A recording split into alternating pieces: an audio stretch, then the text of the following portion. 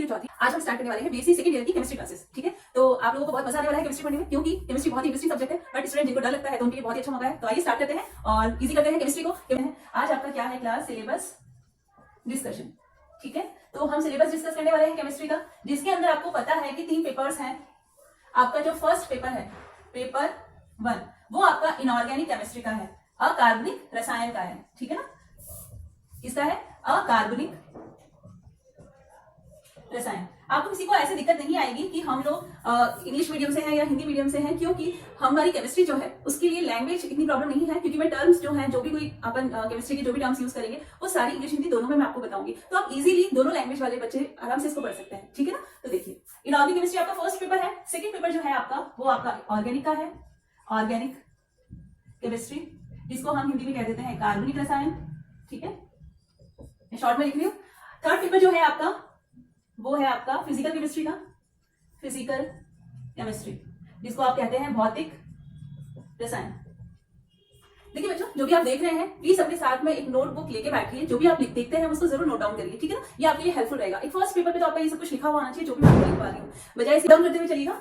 ये हो गया आपके पेपर 1 हो गया, पेपर 2 हो गया और पेपर 3 हो गया। अब डिपेंड करता है कि आप किस यूनिवर्सिटी से हैं, तो उसके अकॉर्डिंग जो मार्क्स डिस्ट्रीब्यूशन है वो डिफरेंट वेरी करता है। ठीक है ना, तो हम लोग यहाँ पे मैं आपको थोड़ा सा आइडिया दे देती हूँ। जैसे राजस्थान यूनिवर्सिटी हो गई या तो सीकर वाली यूनिवर्सिटी जो है, तो उसके अंदर जो मार्क्स डिस्ट्रीब्यूशन है वो इस तरीके से है कि 33 नंबर का तो होता है पेपर 1, पेपर 2 भी 33 मार्क्स का होता है, और पेपर थर्ड होता है वो 34 मार्क्स का होता है। ठीक है, ये मार्क्स डिस्ट्रीब्यूशन होता है। लेकिन कोटा यूनिवर्सिटी के अंदर जो मार्क्स डिस्ट्रीब्यूशन है वो है ये 50 मार्क्स का होता है। ठीक है, यहाँ पे भी ये 50 मार्क्स का है और ये भी 50 मार्क्स का है।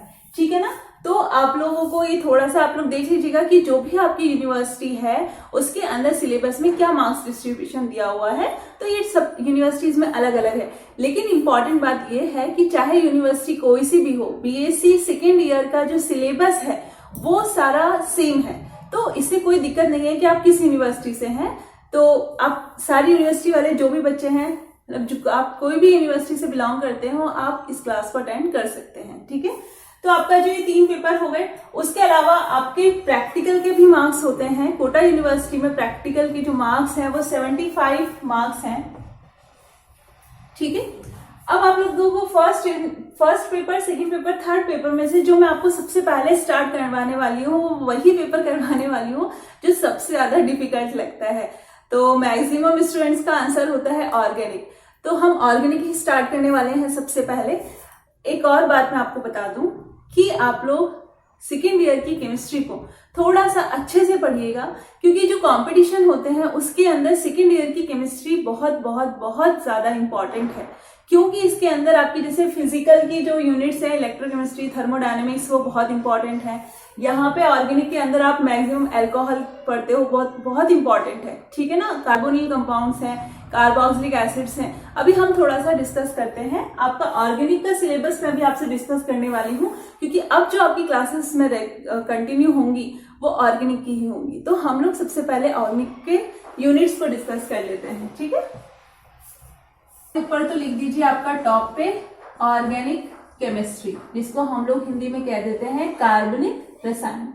ठीक है, ये जो कार्बनिक रसायन ऑर्गेनिक केमिस्ट्री है, इसके अंदर आपकी 5 यूनिट्स हैं। 5 यूनिट्स जो हैं उसके अंदर हम टॉपिक्स को देख लेते हैं कि कौन कौन से टॉपिक्स हैं जो आपकी यूनिट 1 है। ठीक है, जो आपकी यूनिट 1 है वो एब्जॉर्प्शन स्पेक्ट्रा है। एब्जॉर्प्शन स्पेक्ट्रा, अवशोषण स्पेक्ट्रा। ठीक है, सेकेंड यूनिट जो आपकी है वो यूनिट आपकी अल्कोहल की है, जिसके अंदर आप लोग अल्कोहल के साथ, मतलब अल्कोहल जो होता है उसमें OH ग्रुप होता है। तो अब OH ग्रुप अगर एक है तो हम उस तरीके से इसको कैटेगराइज कर देते हैं, क्लासिफाई किया हुआ है। तो अल्कोहल जब हम पढ़ेंगे तो पहले हम एक ही OH वाले को पढ़ेंगे, फिर उसके बाद हम 2 OH हों तो उसके अंदर हम पढ़ते हैं ग्लाइकॉल को पढ़ेंगे, फिर जिसमें 3 OH ग्रुप्स होंगे उसको हम ग्लिसरॉल कहते हैं। तो फिर आपकी ग्लिसरॉल भी दिया हुआ है। देन उसके बाद आपका फिनॉल है, कि अभी तक ये जो हमने पढ़े थे ये तो सारे एलिफेटिक थे। ठीक है ना, अब ये जो फिनॉल है ये आपका कैसा है, एरोमेटिक है। इसके बाद आपका दिया हुआ है ईथर। ठीक है, कोटा यूनिवर्सिटी में ईथर नहीं है, बट अदर यूनिवर्सिटीज में ईथर दिया हुआ है। ठीक है, उसके बाद में है आपका यूनिट थर्ड। यूनिट थर्ड के अंदर क्या है, आपके कार्बोनिल कंपाउंड्स हैं। कार्बोनिल कंपाउंड्स हैं। कार्बोनिल कंपाउंड्स हिंदी में हम कह देते हैं कार्बोनिल यौगिक। आपको पता होना चाहिए कार्बोनिल कंपाउंड्स किसे कहते हैं, जिसके अंदर CO ग्रुप होता है उसको हम कहते हैं कार्बोनिल कंपाउंड्स। कार्बोनिल कंपाउंड्स के अंदर हम एल्डिहाइड और कीटोन दोनों पढ़ते हैं, तो ये CO ग्रुप तो दोनों में ही होगा। क्या पढ़ेंगे इसके अंदर हम, एल्डिहाइड एंड कीटोन। एल्डिहाइड जो होता है उसके अंदर CO ग्रुप तो होता ही है, लेकिन R के साथ में एक क्या दूसरा क्या होता है, H होता है। यहाँ पे जो दो वैलेंसी फ्री है ना, एक R होगी दूसरा H होगा, जबकि कीटोन के अंदर क्या होता है, दोनों ही R होते हैं। ये कुछ छोटे छोटे बेसिक पॉइंट्स होते हैं जो ऑर्गेनिक में अगर आप लोग धीरे धीरे साथ में पढ़ते हैं ना, तो ऑर्गेनिक बहुत ज्यादा हमें डिफिकल्ट नहीं लगती। ऑर्गेनिक के अंदर सबसे बड़ी जो प्रॉब्लम है वो ये है कि मैम हम रिएक्शंस भूल जाते हैं। हम पढ़ा तो बहुत ज्यादा था लेकिन फिर भी हम भूल गए, क्योंकि हमारा सारा का सारा जो कंसंट्रेशन होता है वो रटने पर ही होता है, बट उस रटने का कोई बेस नहीं होता। हम केवल या तो किसी नोट से पढ़ लेते हैं या किसी सबसे बढ़िया है बुक, अगर आप अच्छे से पढ़ते हैं तो मुझे लगता है कि काफी हद तक हमारी प्रॉब्लम सॉल्व हो जाती है। बुक पढ़नी ही चाहिए, ठीक है ना। अब मैं आपको थोड़ा सा बता ही देती हूँ, बुक की बात हुई है तो, कि आप लोग CBH और RBD दोनों में से कोई सी भी बुक को प्रिफर कर सकते हैं। आपको बुक्स जरूर पढ़नी चाहिए, चाहे आप किसी भी नोट से पढ़ते हैं। आप क्लासेस को देख के नोट्स बनाएंगे अपने, हो सकता है आप लोगों को नोट्स भी अवेलेबल हो जाएं, लेकिन फिर भी आपको बुक्स पढ़नी ही चाहिए। ये मेरा सजेशन है, आप लोग मानेंगे तो अच्छी बात है, ठीक है।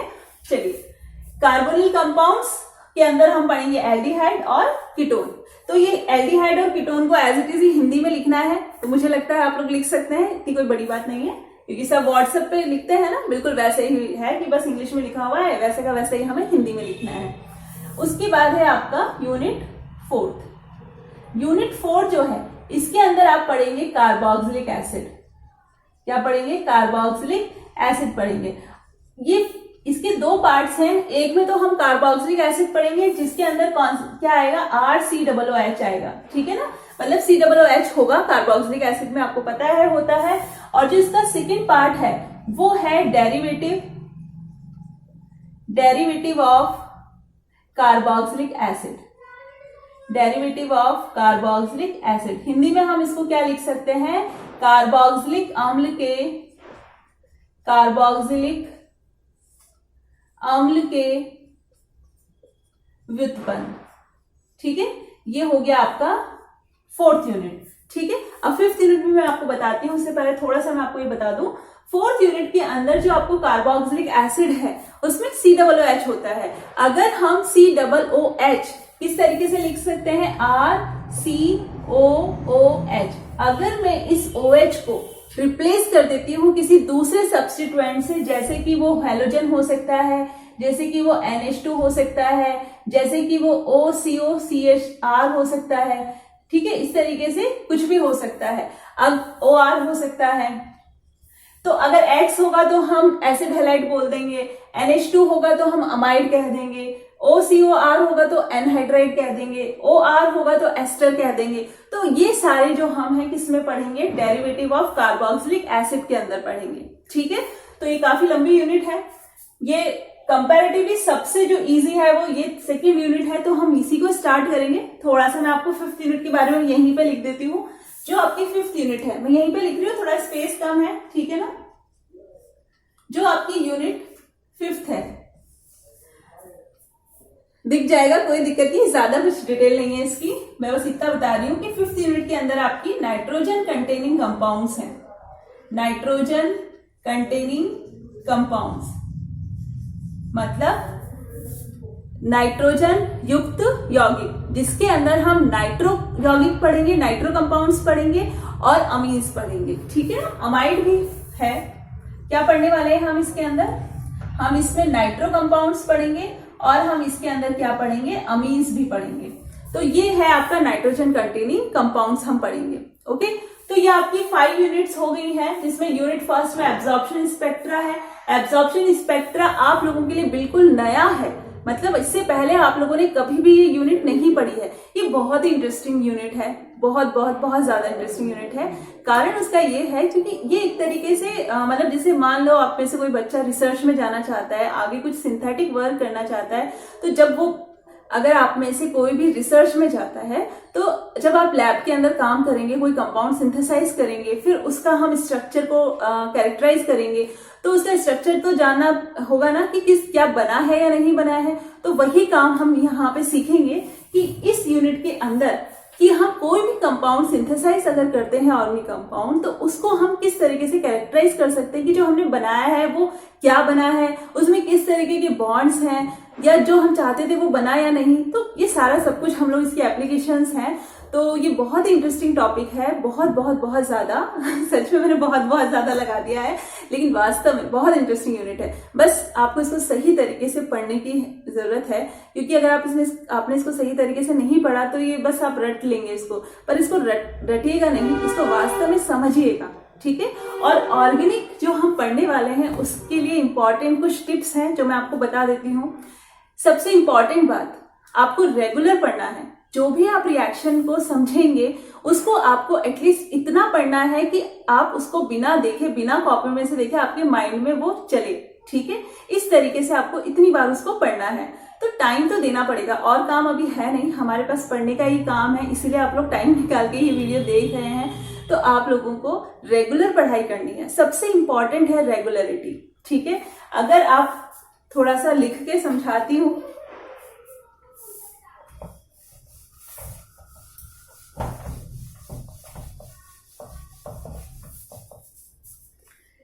इंपॉर्टेंट कुछ पॉइंट्स हैं जो आपको याद रखने हैं। Important points related to study, मतलब जब हम पढ़ाई करते हैं तो उससे रिलेटेड कुछ इंपॉर्टेंट पॉइंट्स हैं जो हमेशा हमारे दिमाग में होने चाहिए, हमें उनको ध्यान में रखते हुए पढ़ना चाहिए, ठीक है ना। तो एक तो है रेगुलरिटी, हमें रेगुलर पढ़ना है, ठीक है ना। नियमित रूप से अध्ययन करना है, हम जो भी पढ़ रहे हैं वो हमारा कंटिन्यू पढ़ना है, हमें ब्रेक नहीं लगाना है। अगर किसी रीजन से कभी लग जाता है तो वो अलग बात है, ठीक है ना। रेगुलरिटी होनी चाहिए, रिवीजन जरूर होगा। अगर रेगुलरिटी होगी तो हम रिवाइज भी करेंगे। जब भी हम ऑर्गेनिक में कोई अगर यूनिट पढ़ रहे हैं तो जो भी हमने कल पढ़ा था उसको आज हम जरूर रिवाइज करें, ठीक है। और जो भी मैं आपको कुछ पॉइंट्स बताऊंगी बीच में, जैसे कोई रिएक्शन हम पढ़ रहे हैं तो उससे रिलेटेड जो भी छोटी छोटी पॉइंट्स हैं, जैसे कि आपने फर्स्ट ईयर में आपने कुछ बेसिक चीजें पढ़ी हैं, हो सकता है आपने कुछ ज्यादा अच्छे से नहीं पढ़ा या कुछ पॉइंट्स मिस हो गए, तो यहाँ पे वो मैं आप लोगों को रिवाइज करवा दूंगी, मतलब मैं फिर से उनको डिटेल में बता दूंगी ताकि आप लोगों को सारा आपका बेसिक जो है वो अच्छे से क्लियर हो जाए। तो आप लोग ऑर्गेनिक को इस तरीके से नहीं पढ़ना कि केवल रटना है, रटने के पीछे भी बेस होना चाहिए, एटलीस्ट उसके पीछे क्या कॉन्सेप्ट है, किस तरीके से वो रिएक्शन हो रही है। मैक्सिमम के अंदर तो ये कॉन्सेप्ट लगता है, और कुछ ऐसी रिएक्शंस होती हैं जो हमें रटनी पड़ती है, तो कुछ पार्ट तो हम पढ़ सकते हैं बिना, अगर उसका कुछ आगे पीछे का हमें नहीं समझ में आ रहा है तो कुछ को रट सकते हैं, लेकिन पूरा ही अगर हम रटते हैं तो एग्जाम के अंदर वो पूरा साफ हो जाता है। ऑर्गेनिक की खासियत है वो इसीलिए साफ होता है, ठीक है ना। तो अगर हमें तो कुछ बेसिक केमिस्ट्री आएगी तो हम अप्लाई उसको कर पाएंगे, ओके ना। तो ये सब बातें हैं जो आपको ध्यान रखनी है। अब हम सबसे पहले जो स्टार्ट करने वाले हैं वो यूनिट सेकंड जो अल्कोहल है वो हम स्टार्ट करने वाले हैं, ठीक है। तो आज से थोड़ा सा शुभारंभ कर देते हैं, फिर आगे कंटिन्यू करेंगे। अल्कोहल को हम रिप्रेजेंट किससे करते हैं? ROH से, ठीक है। ROH अल्कोहल का रिप्रेजेंटेशन है। उसके बाद आपको क्या पता होना चाहिए? इसका जनरल फॉर्मूला पता होना चाहिए कि इसको हम किस तरीके से लिख सकते हैं। सामान्य सूत्र जो हम कहते हैं हिंदी में, सामान्य सूत्र क्या होता है? CnH2n+2O, ठीक है। तो स्टार्टिंग से ही आपको थोड़ा सा कॉन्सेप्ट को स्ट्रॉन्ग किया जाए। मान लीजिए आप किसी का जनरल फॉर्मूला बनाना याद नहीं है आपको और आपके एग्जाम में आ गया है, तो आप उसका सबसे छोटा मेंबर लिख दीजिए। लिख दिया।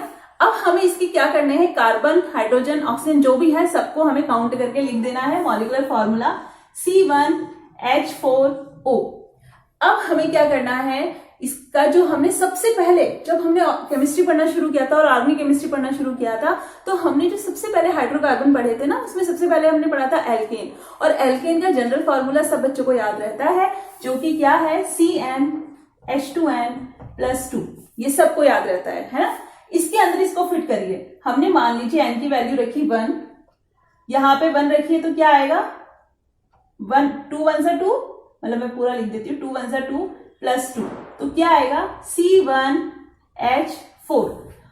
बस इसमें एडिशनल ऑक्सीजन ही तो है, ये एडिशनल ऑक्सीजन लगा दिया तो बन गया ना ये वाला फॉर्मूला, सेम है।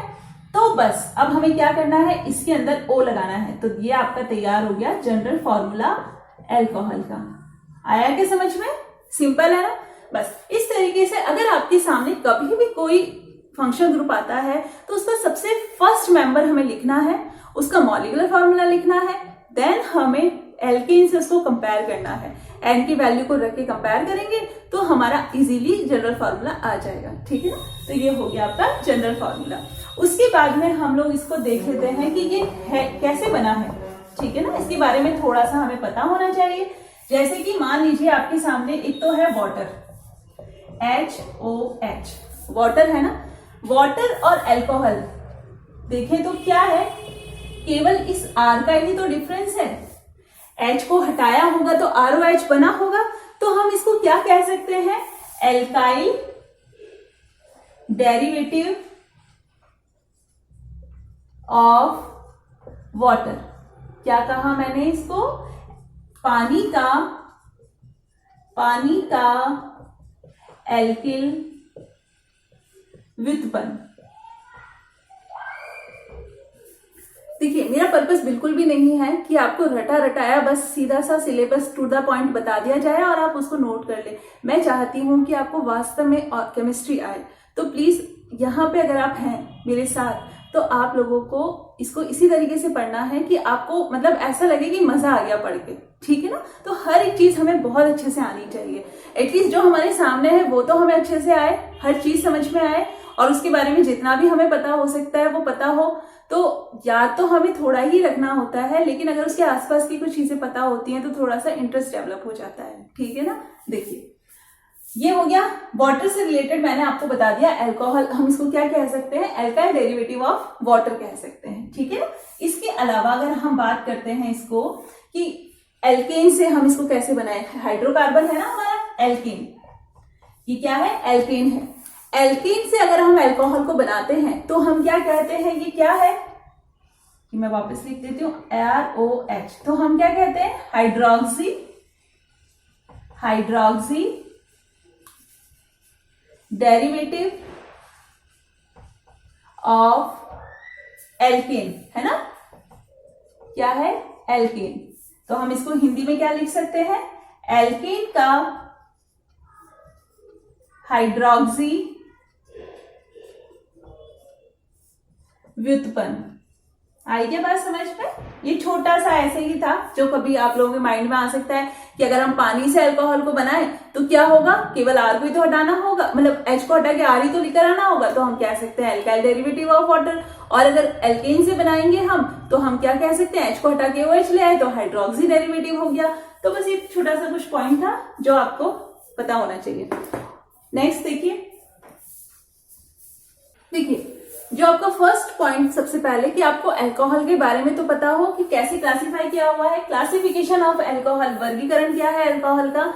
इसके अंदर दो तरीके से डिवाइड किया हुआ है, इसको क्लासिफाई किया है। इसे डिवाइड किया है on the basis of number of hydroxyl group, कि कितने हाइड्रोक्सिल ग्रुप प्रेजेंट है उसके बेसिस पे क्या है, क्या लिखा है मैंने, हाइड्रोक्सी समूह की संख्या के आधार पर। ठीक है। हाइड्रोक्सी ग्रुप किसको कहते हैं, OH को कहते हैं। हाइड्रोक्सी ग्रुप जो है वो कितने हैं, 1 है, 2 है, 3 है या ज्यादा है, उस बेसिस पे हमने इसको कितने पार्ट्स में डिवाइड किया हुआ है। एक तो है मोनोहाइड्रिक, हिंदी में भी इसको यही कहेंगे, है ना, हिंदी में भी क्या कहेंगे, मोनोहाइड्रिक ही कहेंगे। तो मैं अलग से उसका हिंदी नहीं लिखूंगी, जिसको एज इट इज ही हमें हिंदी में लिखना है, ठीक है ना। मोनोहाइड्रिक, मोनोहाइड्रिक के अंदर क्या होता है, केवल एक OH ग्रुप प्रेजेंट होता है। तो हम क्या लिख सकते हैं, containing only one OH group, ठीक है, केवल एक OH समूह, ठीक है। केवल अगर एक OH समूह होगा तो हम उसको कहेंगे मोनोहाइड्रिक, और अगर दो होंगे तो हम उसे कहेंगे डायहाइड्रिक। और डायहाइड्रिक हिंदी में भी डायहाइड्रिक ही कहेंगे इसको। डायहाइड्रिक के अंदर कितने होंगे, 2 OH ग्रुप होंगे, ठीक है ना, 2 OH ग्रुप। हिंदी में हम लिख सकते हैं 2 OH समूह होंगे। इसके अंदर हम लोग पढ़ेंगे ग्लाइकॉल को। ग्लाइकॉल क्या होता है, CH2OH, CH2OH, ये क्या होता है, ग्लाइकॉल होता है, जो हमारे सिलेबस में है, जो पढ़ना है, ठीक है। उसके अलावा और क्या होता है, ट्राइहाइड्रिक, जिसके अंदर कितने होंगे OH ग्रुप, 3 होंगे। ट्राइहाइड्रिक अल्कोहल होगा, जिसमें कितने होंगे, 3 OH ग्रुप्स होंगे, ठीक है। इसके अंदर ट्राइहाइड्रिक अल्कोहल के अंदर भी हम लोग एक कंपाउंड पढ़ेंगे जिसका नाम है ग्लिसरॉल। ग्लिसरॉल क्या होता है, CH2OH, CHOH, CH2OH, मतलब 3 OH ग्रुप रखने वाला जो कंपाउंड है उसका नाम है ग्लिसरॉल, जो कि हमारे सिलेबस में है और हम पढ़ेंगे। और अगर 3 से ज्यादा होते हैं तो हम उसे कहते हैं पॉलीहाइड्रिक, बहुहाइड्रिक, ठीक है। तो इस तरीके से आपके 4 कैटेगरी हैं, यहाँ पे मैं लिख देती हूँ पॉलीहाइड्रिक। हालांकि इसमें हमारे कुछ पढ़ना नहीं है, हमको हमारे सिलेबस में नहीं है, फिर भी आप चाहें तो पॉलीहाइड्रिक का एक एग्जाम्पल लिख सकते हैं, सॉर्बिटॉल। क्या है इसका एक एग्जाम्पल, सॉर्बिटॉल, जिसको हम इस तरीके से लिख सकते हैं CH2OH, CHOH, 4 CH2OH। ऐसे कॉपी में लिख रहे हैं तो कंप्लीट ही लिखिए, सॉर्बिटॉल, ठीक है ना। तो इस तरीके, किसका एग्जाम्पल है, मैंने इसका एग्जाम्पल बताया है, सॉर्बिटॉल। तो मोनोहाइड्रिक अल्कोहल हो गया, डायहाइड्रिक अल्कोहल हो गया, ट्राइहाइड्रिक अल्कोहल हो गया। मोनोहाइड्रिक में 1 OH ग्रुप होता है, डायहाइड्रिक में 2 OH ग्रुप होते हैं, और ट्राइहाइड्रिक में 3 OH ग्रुप होते हैं। हमें जनरल फॉर्मूला, तो मतलब ये फॉर्मूले सबके पता होने चाहिए कि अगर 2 है तो कैसे लिखेंगे, 3 है तो कैसे लिखेंगे, ठीक है ना। तो ये बात हुई क्लासिफिकेशन की, on the basis of number of OH group present in the compound, ठीक है। तो ये तो हो गया आपका फर्स्ट क्लासिफिकेशन। सेकेंड क्लासिफिकेशन देखते हैं। सेकेंड क्या है आपका, on the basis of nature of carbon containing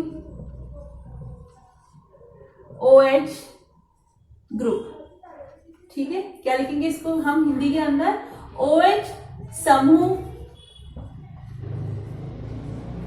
रखने वाले कार्बन की प्रकृति के आधार पर, ठीक है। इस तरीके से कार्बन जिसके ऊपर OH लगा हुआ है वो किस नेचर का है, उस पर डिपेंड करता है कि अल्कोहल किस टाइप का है।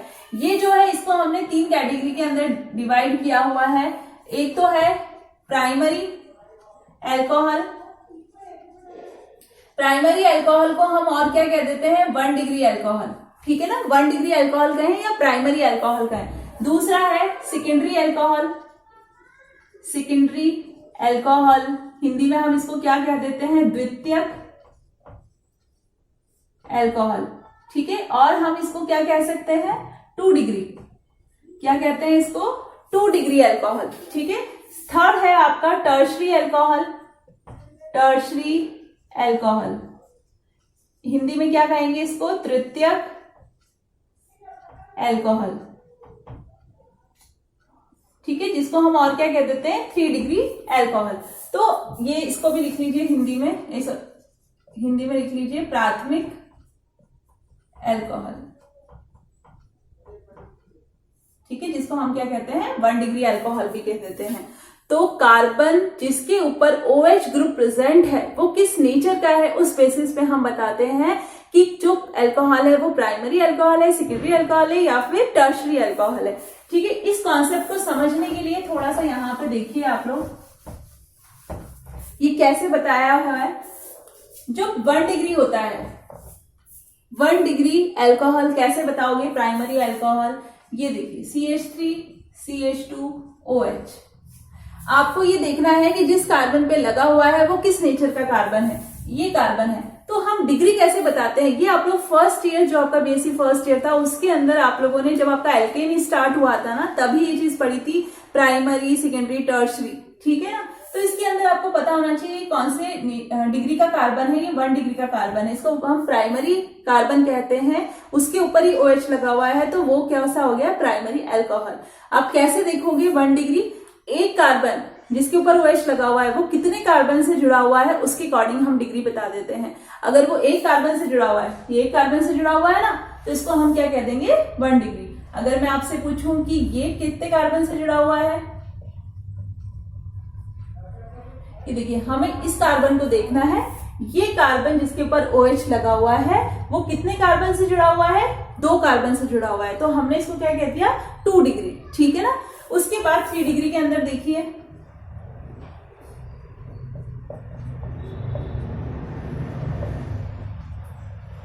OH जिस कार्बन पे लगा हुआ है वो ये कार्बन है, और ये कार्बन कितने कार्बन से जुड़ा हुआ है, 3 कार्बन से जुड़ा हुआ है, तो हमने इसको क्या कह दिया, टर्शरी अल्कोहल।